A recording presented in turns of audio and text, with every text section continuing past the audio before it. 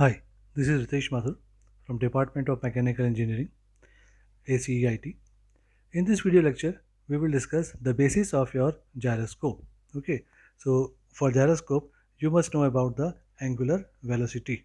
Okay, so as we know that the angular velocity of a rotating body is specified three things, that is your magnitude of velocity, then the axis of rotor, and the sense of rotation, that is clockwise or anti-clockwise. Okay, so the angular velocity is represented by a vector by magnitude, direction of axis, and the third one is your sense of rotation.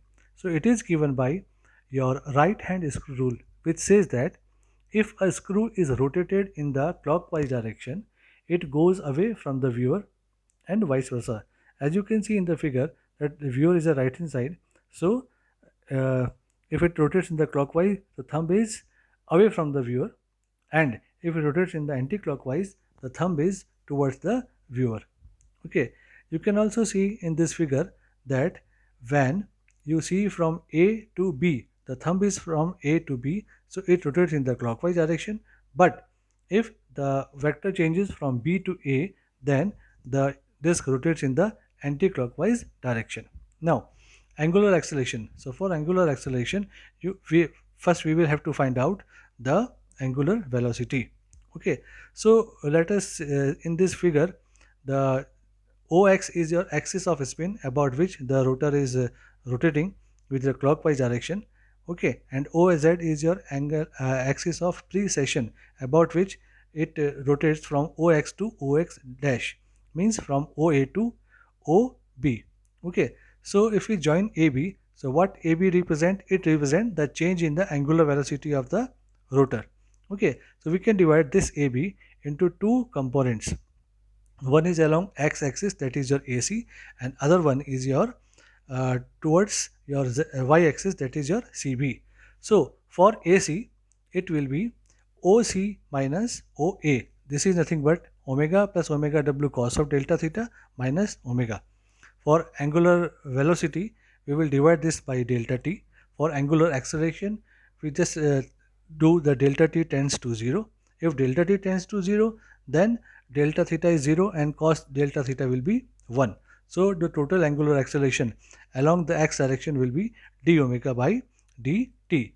Now, the change of angular velocity around your CB, this is nothing but your OB sine of theta, that is omega plus delta omega sine of delta theta.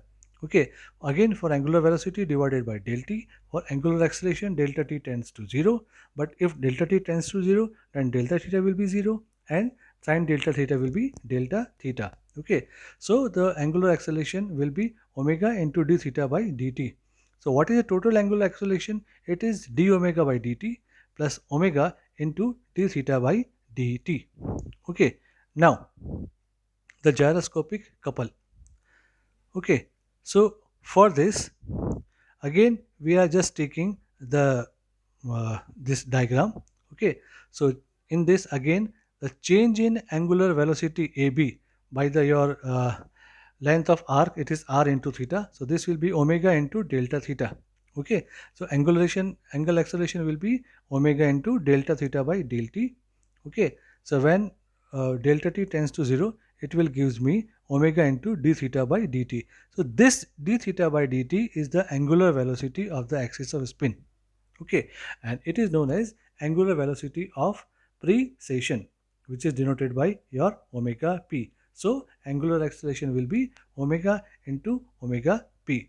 Now the acceleration torque T will be I into alpha. What is I? I is the moment of inertia and alpha is omega into omega p. So I can say that the couple will be I into omega p. So in this figure, the OX is the axis of spin, OZ is your axis of precession, OY is the axis of gyroscopic couple. So if you see in the downward figure, then A to B is known as your active gyroscopic torque and B dash to A dash is nothing but your reactive gyroscopic torque. Okay, that's all about this.